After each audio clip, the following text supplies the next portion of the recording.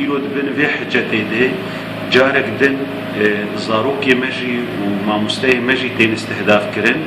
دبن إيديولوجية كده قد في حرمة مستاك التزام بو إيديولوجي وبو فلسفة وما ديمقراطية بكي جاري كده ده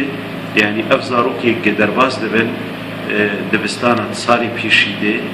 يعني منهاجك جوار هاتي دانين يقود بالنافي زماني كردي أو منهاج نكسي مختص دانينه يادن كادري وي منهاجي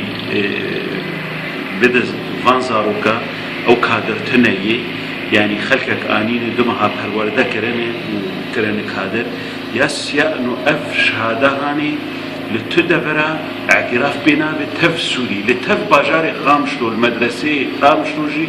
اعتراف بوش هذه نابه افتش تقلك خرابه هشتي يزارو خلقنا ما زاروك خوش بشين المدرسة هذه ودبناوي تفدد بناوي ديمقراطية ده أنا هاجي زاروك الكردا وعربا وسريانا جي شب جدا دكن جبر في تشتي تاني لسر زماني سر زاروك الكردا جبو بخواندم بمينن بمستقبل بمينن قارب بنزو تأثير الوان بكن في إيديولوجيا خود